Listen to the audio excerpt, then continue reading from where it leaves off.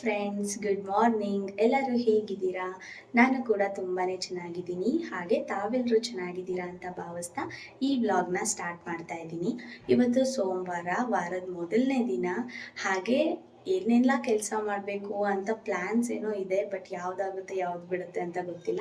ಬನ್ನಿ ನೋಡೋಣ ಇವತ್ತಿನ ದಿನ ಹೇಗಿರುತ್ತೆ, ನಾನು ಏನೇನೆಲ್ಲ ಮಾಡ್ತೀನಿ ಅಂತ ನಾನು ನಿಮ್ಮ ಜೊತೆ ಶೇರ್ ಮಾಡ್ತೀನಿ. ಸೊ ಇವತ್ತು ಬೆಳಗಿನ ತಿಂಡಿಗೆ ನಾನು ವೆಜಿಟೇಬಲ್ ಪಲಾವ್ ಮಾಡ್ತಾ ಇದ್ದೀನಿ. ಎಲ್ಲ ರೆಡಿ ಮಾಡಿ ಇಟ್ಕೊಂಡಿದ್ದೀನಿ. ಬನ್ನಿ ಹೇಗೆ ಮಾಡೋದು ಅಂತ ನೋಡೋಣ. ಮೊದಲನೇದಾಗಿ ನಾನಿಲ್ಲಿ ಒಂದು ಕುಕ್ಕರ್ಗೆ ಒಂದು ಸ್ವಲ್ಪ ಎಣ್ಣೆ ಹಾಕ್ಕೊಂಡು ಎಲ್ಲ ರೀತಿಯ ಪಲಾವ್ ಸಾಮಾನ ಹಾಕ್ಕೊಂಡು ಚೆನ್ನಾಗಿ ಫ್ರೈ ಮಾಡ್ಕೊಂಡಿದ್ದೀನಿ.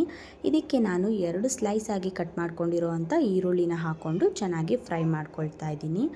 ನಂತರ ನಾವಿಲ್ಲಿ ಎಲ್ಲ ರೀತಿ ವೆಜಿಟೇಬಲ್ಸ್ನ ಹಾಕ್ಕೊಬೇಕು. ನಿಮ್ಗೆ ಯಾವ್ದು ಇಷ್ಟ, ಯಾವ್ದು ಮನೇಲಿರುತ್ತೆ ಅದನ್ನೇ ಸೇರಿಸ್ಕೊಳ್ಳಿ. ನಾನಿಲ್ಲಿ ಕ್ಯಾರೆಟು, ಬೀನ್ಸು ಮತ್ತು ಮನೇಲಿ ಅವರೆಕಾಳಿತ್ತು ಅದು, ಮತ್ತು ಒಂದು ನವಲಕೋಲನ್ನ ಹಾಕ್ಕೊಂಡಿದ್ದೀನಿ. ಎಲ್ಲನೂ ಚೆನ್ನಾಗಿ ಫ್ರೈ ಮಾಡ್ಕೊಳ್ಬೇಕು.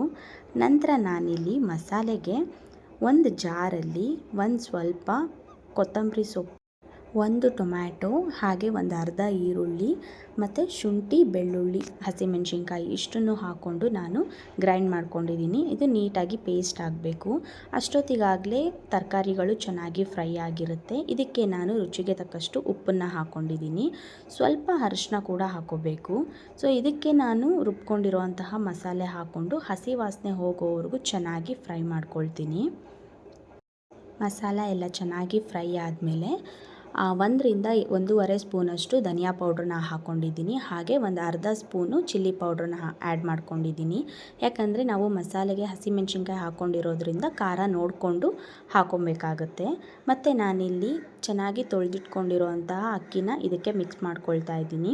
ನೀವು ಬೇಕಾದರೆ ಒಂದು ಅರ್ಧ ಗಂಟೆ ಮುಂಚೆ ನೆನೆಸಿಟ್ಕೊಬೋದು. ಹಾಗೆ ನಾನು ಒಂದು ಕುದಿ ಬರ್ತಾ ಸಾಲ್ಟ್ ಎಲ್ಲ ಟೇಸ್ಟ್ ನೋಡಿ ಕುಕ್ಕರ್ ಲಿಡ್ನ ಕ್ಲೋಸ್ ಮಾಡಿದ್ದೀನಿ. ಮೀಡಿಯಮ್ ಫ್ಲೇಮ್ನಲ್ಲಿ ಒಂದೇ ಒಂದು ವಿಷಲ್ ತೆಗೆಸ್ಕೊಂಡು ಸಿಮ್ಮಲ್ಲಿಟ್ಟು ಒಂದು 5 to 10 ಸೆಕೆಂಡ್ಸು ಹಾಗೆ ಬಿಟ್ಟು ಆಫ್ ಮಾಡಿ ಮತ್ತು ಪ್ರೆಷರ್ ಎಲ್ಲ ಹೋದ್ಮೇಲೆ ತೆಗೆದು ನೋಡಿದ್ರೆ ಈ ರೀತಿ ಆಗಿರುತ್ತೆ. ತುಂಬಾ ಚೆನ್ನಾಗಿರುತ್ತೆ ಟೇಸ್ಟು ಕೂಡ. ನೀವು ಒಂದ್ಸತಿ ಟ್ರೈ ಮಾಡಿ ಹೀಗೆ.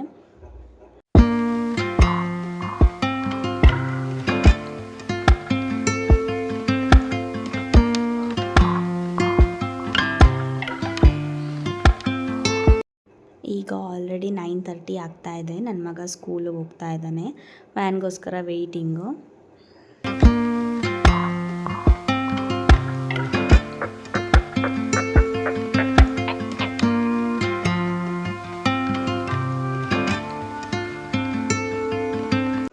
ಹಾಗೆ ಎಲ್ಲ ಕೆಲಸ ಮುಗಿಸ್ಕೊಂಡು ಇವತ್ತು ಸೋಮವಾರ ಆಗಿರೋದ್ರಿಂದ ಗವಿಗಂಗಾಧರೇಶ್ವರ ದೇವಸ್ಥಾನಕ್ಕೆ ಹೋಗೋಣ ಅಂತ ಹೋಗಿದ್ವಿ.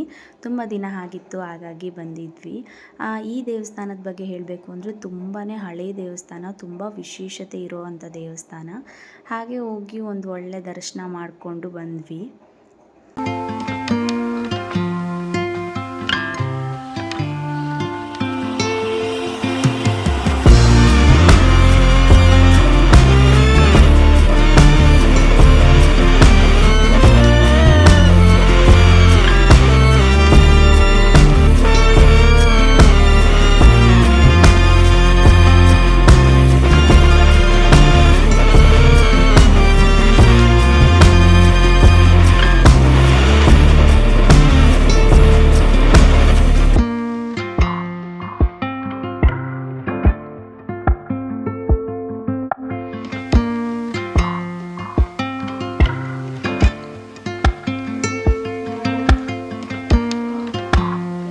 ತುಂಬಾ ದೊಡ್ಡ ದೇವಸ್ಥಾನ, ತುಂಬ ಚೆನ್ನಾಗಿದೆ ದೇವಸ್ಥಾನ.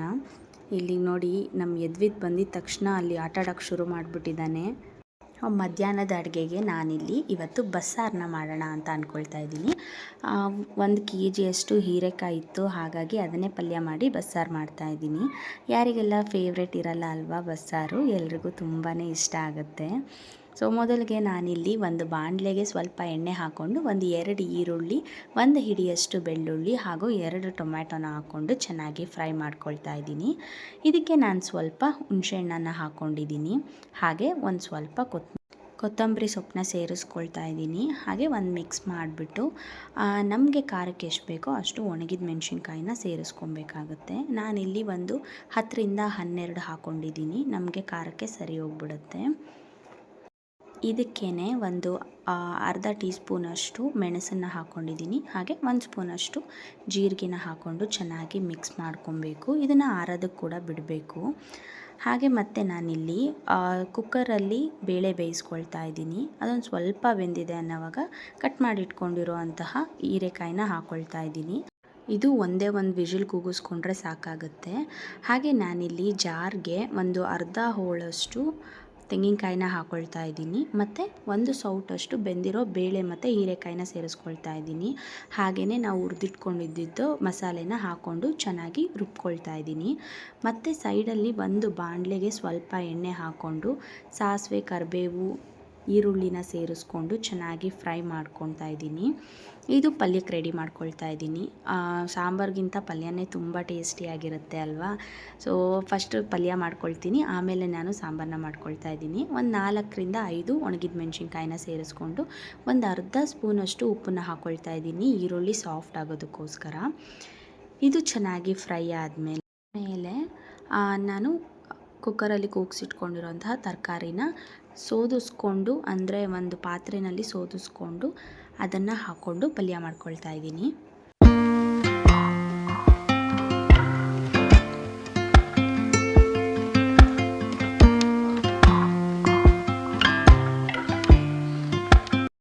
ಬಸ್ಸಾರಿಗೆ ಯಾವುದೇ ಪಲ್ಯ ಆದರೂ ಕಾಂಬಿನೇಷನ್ ತುಂಬ ಚೆನ್ನಾಗಿರುತ್ತೆ. ಅದರಲ್ಲಿ ನನಗೆ ಹೀರೆಕಾಯಿ ಪಲ್ಯ ಮತ್ತು ಮೊಳಕೆ ಕಟ್ಟಿದ ಕಾಳಿನ ಪಲ್ಯ ಅಂದರೆ ತುಂಬಾ ಇಷ್ಟ ಆಗುತ್ತೆ. ಹಾಗೆ ನಾನಿಲ್ಲಿ ಸಾಂಬಾರು ಮಾಡೋದಕ್ಕೆ ಒಂದು ಪಾತ್ರೆಯಲ್ಲಿ ಸ್ವಲ್ಪ ಎಣ್ಣೆ ಹಾಕ್ಕೊಂಡು ಸಾಸಿವೆ ಹಾಕ್ಕೊಂಡಿದ್ದೀನಿ, ಹಾಗೆ ಕರಿಬೇವು ಹಾಕ್ಕೊಂಡಿದ್ದೀನಿ. ರುಬ್ಬಿರೋ ಅಂತಹ ಮಸಾಲೆನ ಹಾಕ್ಕೊಂಡು ಚೆನ್ನಾಗಿ ಒಂದು ಸತಿ ಮಿಕ್ಸ್ ಮಾಡ್ಕೊಬೇಕು.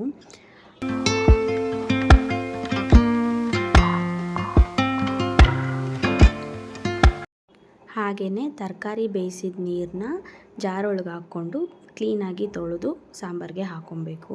ಸೊ ಇದು ಚೆನ್ನಾಗಿ ಕುದಿದ ನಂತರ ಸಾಲ್ಟ್ನ ಟೇಸ್ಟ್ ನೋಡಿದ್ರೆ ಬಸ್ಸಾರು ರೆಡಿ ಆಗಿಬಿಡುತ್ತೆ. ಪಲ್ಯ ಕೂಡ ಸಿಂಪಲ್ಲು, ಬೇಗನೆ ಆಗುತ್ತೆ. ಸ್ವಲ್ಪ ಜಾಸ್ತಿ ಪಾತ್ರೆ ಆಗುತ್ತೆ ಅನ್ನೋದೊಂದು ಬಿಟ್ಟರೆ ಇನ್ನೆಲ್ಲ ಬೇಗನೆ ಆಗುತ್ತೆ. ಟೇಸ್ಟು ಕೂಡ ತುಂಬಾ ಚೆನ್ನಾಗಿರುತ್ತೆ.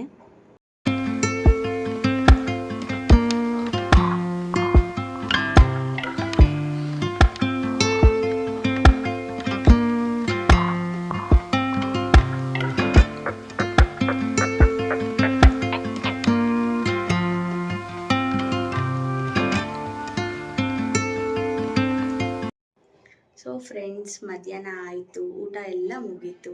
ಇವಾಗ ಸ್ವಲ್ಪ ಟೈಮ್ ಉಳಿದಿದೆಯಲ್ವಾ, ಆ ಟೈಮಲ್ಲಿ ನಾನು ಧನಿಯಾ ಪೌಡ್ರೆಲ್ಲ ಖಾಲಿ ಆಗಿಬಿಟ್ಟಿತ್ತು, ಅದನ್ನೆಲ್ಲ ಮಾಡ್ಕೊಳ್ಳೋಣ ಅಂತ ರೆಡಿ ಮಾಡ್ಕೊಳ್ತಾ ಇದ್ದೀನಿ.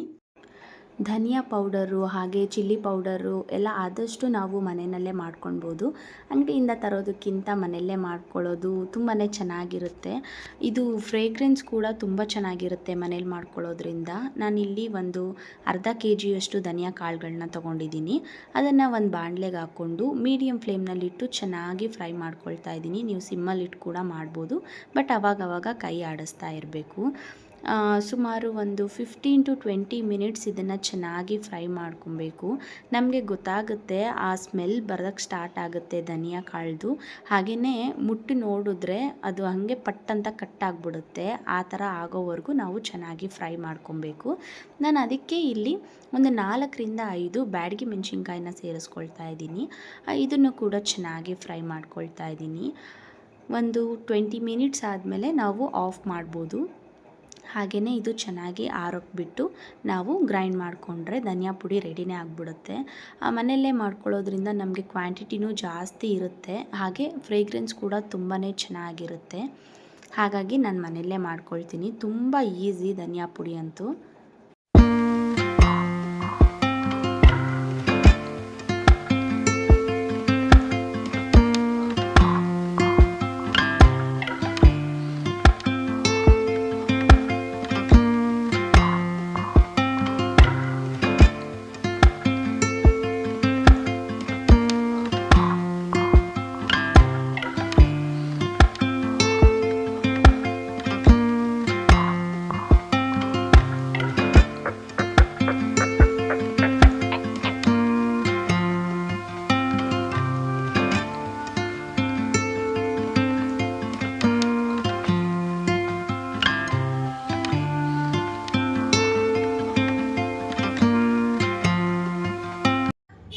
ಧನಿಯಾ ಪುಡಿ ಮಾಡಿಟ್ಕೊಂಡ್ಮೇಲೆ ನಾನಿಲ್ಲಿ ಶುಂಠಿ ಪುಡಿ ಮಾಡ್ಕೊಳ್ತಾ ಇದ್ದೀನಿ. ಶುಂಠಿ ಪುಡಿನೂ ಅಷ್ಟೇ ತುಂಬಾ ಈಸಿ. ಏನಿಲ್ಲ, ಚೆನ್ನಾಗಿ ತೊಳ್ಕೊಂಡಿರೋ ಶುಂಠಿನ ಸಿಪ್ಪೆ ಎಲ್ಲ ತೆಗೆದುಬಿಟ್ಟು ಚಿಕ್ಕ ಚಿಕ್ಕದಾಗಿ ಕಟ್ ಮಾಡಿಕೊಂಡು ಅದನ್ನು ಬಿಸಿಲಲ್ಲಿ ಒಣಗೋದಕ್ಕೆ ಬಿಡಬೇಕು. ಒಂದು 3-4 ದಿನ ಅದನ್ನು ಚೆನ್ನಾಗಿ ಒಣಗಿಸ್ಬಿಟ್ಟು ಈ ಥರ ಮಿಕ್ಸಿಗೆ ಹಾಕ್ಕೊಂಡು ಪುಡಿ ಮಾಡಿಕೊಂಡ್ರೆ ಆಗೋಗುತ್ತೆ. ಈ ಶುಂಠಿ ಪುಡಿನ ನಾನು ಹಾಲ್ಗೆ ಹಾಕಿ ಮಕ್ಕಳಿಗೆ ಕೊಡ್ತೀನಿ, ಅಥವಾ ಕೆಮ್ಮಿದ್ದಾಗ ಶುಂಠಿ ಪುಡಿನ ಹಾಕಿ ಜೇನುತುಪ್ಪನ ಮಿಕ್ಸ್ ಮಾಡಿ ತಿನ್ನಿಸ್ತೀನಿ. ಸೊ ಇದಕ್ಕೆಲ್ಲ ಇನ್ಸ್ಟಂಟಾಗಿ ನಮಗೆ ಶುಂಠಿ ಪುಡಿ ಸಿಗುತ್ತೆ, ಹಾಗಾಗಿ ಮಾಡಿಟ್ಕೊಳ್ತೀನಿ ಅಷ್ಟೇ. ಟೀಗೆಲ್ಲ ಡೈರೆಕ್ಟಾಗಿ ಶುಂಠಿನ ಜಜ್ಜಿ ಹಾಕ್ತಾರಲ್ವ, ಸೊ ನಾನು ಈ ಶುಂಠಿ ಪುಡಿ ಇದ್ದಾಗ ಶುಂಠಿ ಪುಡಿನೇ ಯೂಸ್ ಮಾಡಿ ಟೀ ಮಾಡ್ತೀನಿ.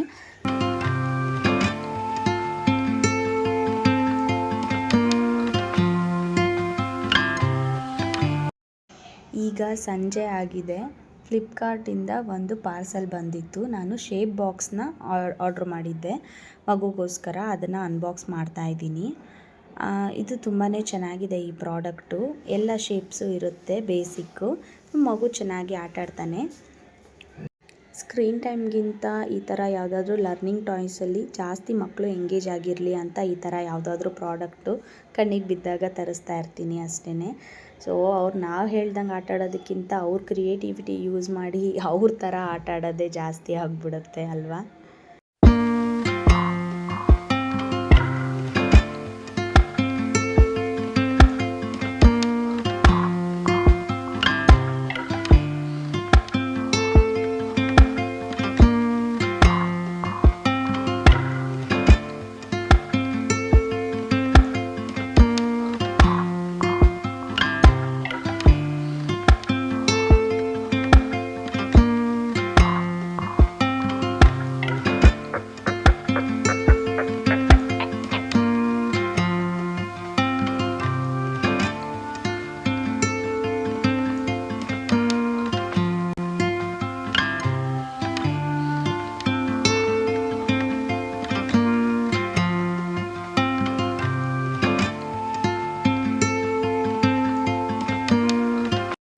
ಸಂಜೆ ಮಗುನ ಒಂದು ವಾಕ್ ಕರ್ಕೊಂಡು ಹೋಗಿ ಬಂದು ಮನೇಲಿ ಸ್ವಲ್ಪ ಬೇಬಿ ಕಾರ್ನ್ ಇತ್ತು, ಅದನ್ನು ನಾನು ಕಬಾಬ್ ಮಾಡೋಣ ಅಂತ ಮಾಡ್ತಾಯಿದ್ದೀನಿ. ಪ್ರೀವಿಯಸ್ ವೀಡಿಯೋದಲ್ಲಿ ಇನ್ಸ್ಟಂಟ್ ಕಬಾಬ್ ಪೌಡ್ರನ್ನ ಯೂಸ್ ಮಾಡಿದ್ದೆ, ಬಟ್ ಈ ಸತಿ ಮನೆಯಲ್ಲೇ ಎಲ್ಲ ಪೌಡ್ರುಗಳನ್ನೂ ಹಾಕಿ ಕಬಾಬ್ ಪೌಡರ್ನ ರೆಡಿ ಮಾಡೋಣ ಅಂತ ಅಂದ್ಕೊಂಡಿದ್ದೀನಿ. ಮೊದಲಿಗೆ ನಾನಿಲ್ಲಿ 2 ಸ್ಪೂನಷ್ಟು ಕಾರ್ನ್ಫ್ಲೋರ್ನ ಹಾಕ್ಕೊಳ್ತಾ ಇದ್ದೀನಿ. ಇದಕ್ಕೇ 1 ಸ್ಪೂನಷ್ಟು ಉಪ್ಪು ಹಾಗೆ ಅರಶಿನ ಹಾಕ್ಕೊಂಡಿದ್ದೀನಿ. ಇದಕ್ಕೆ ಒಂದು ಟೀ ಸ್ಪೂನಷ್ಟು ಚಿಲ್ಲಿ ಪೌಡರು, ಸ್ವಲ್ಪ ಧನಿಯಾ ಪುಡಿ ಹಾಗೆ ಗರಂ ಮಸಾಲ ಎಲ್ಲ ಪೌಡರ್ಗಳ್ನೂ ಹಾಕ್ಕೊಂಡು ಚೆನ್ನಾಗಿ ಒಂದು ಸತಿ ಮಿಕ್ಸ್ ಮಾಡ್ಕೊಬೇಕು. ಇದು ನಾನು ಹೋಮ್ ಮೇಡ್ ಧನಿಯಾ ಪುಡಿನ ಯೂಸ್ ಮಾಡ್ತಾಯಿದ್ದೀನಿ. ಇವಾಗ ಒಂದು ಹಾಫ್ ಲೆಮನ್ ಜ್ಯೂಸನ್ನ ಅದಕ್ಕೆ ಹಿಂಡ್ಕೊಂಡು ಸ್ವಲ್ಪ ನೀರು ಹಾಕಿ ಗಂಟಿಲ್ದಲೇ ಕಲಿಸ್ಕೊಬೇಕು. ಇದಕ್ಕೆ ನಾನು ಶುಂಠಿ ಮತ್ತು ಬೆಳ್ಳುಳ್ಳಿನ ತುರಿದು ಹಾಕ್ಕೊಳ್ತಾ ಇದ್ದೀನಿ. ನೀವು ಪೇಸ್ಟ್ ಇದ್ದರೆ ಅದನ್ನೇ ಹಾಕ್ಕೊಳ್ಬೋದು. ಸೊ ಸ್ವಲ್ಪನೇ ನೀರು ಹಾಕ್ಕೊಂಡು ಇದನ್ನು ಚೆನ್ನಾಗಿ ಮಿಕ್ಸ್ ಮಾಡ್ಕೊಬೇಕು. ಇದಕ್ಕೆ ಸ್ಲೈಸಾಗಿ ಕಟ್ ಮಾಡ್ಕೊಂಡಿರೋ ಅಂತಹ ಬೇಬಿ ಕಾರ್ನ್ನ ಹಾಕ್ಕೊಳ್ತಾ ಇದ್ದೀನಿ.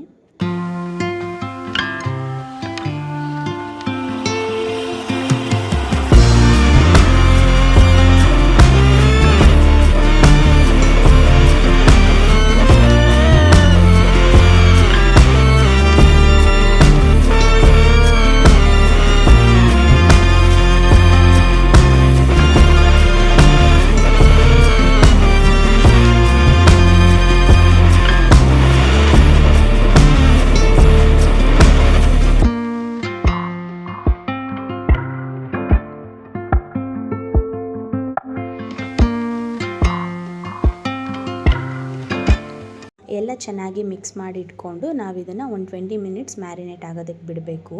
ಈ ಟೈಮ್ನಲ್ಲಿ ನಾನು ಮುದ್ದೆ ಮಾಡ್ಕೊಳ್ತಾ ಇದ್ದೀನಿ.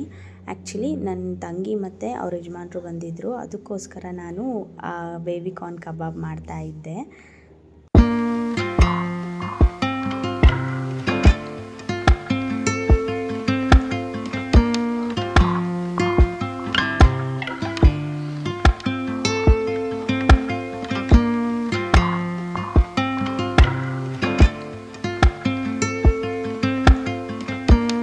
ಈಗ ಒಂದು ಅರ್ಧ ಗಂಟೆ ಬಿಟ್ಟು ನಾನು ಒಂದು ಬಾಣಲೆಯಲ್ಲಿ ಸ್ವಲ್ಪ ಎಣ್ಣೆ ಹಾಕಿ ಮ್ಯಾರಿನೇಟ್ ಆಗಿರೋ ಬೇಬಿ ಕಾರ್ನ್ ಸ್ಲೈಸಸ್ನ ಇದಕ್ಕೆ ಹಾಕ್ಕೊಳ್ತಾ ಇದ್ದೀನಿ.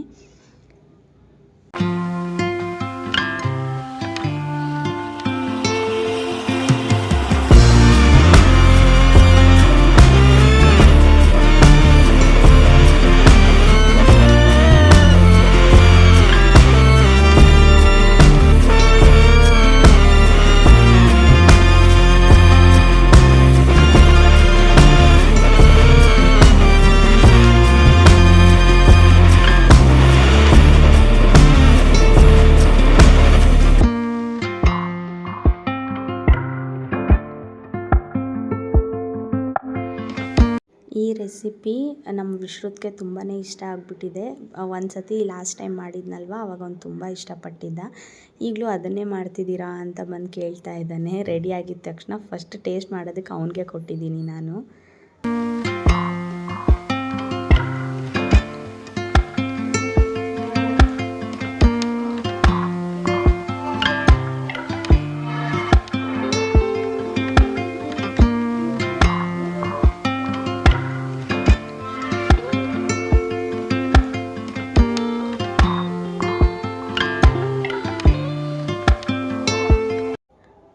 ನೋಡ್ತಾ ನೈಟ್ ಆಗೋಗುತ್ತೆ. ಊಟ ಎಲ್ಲ ಮುಗಿಸಿ ಇವಾಗ ಬಾಕಿ ಕೆಲಸ ಎಲ್ಲ ಮಾಡಿ ಮಲ್ಕೊಳ್ಬೇಕು.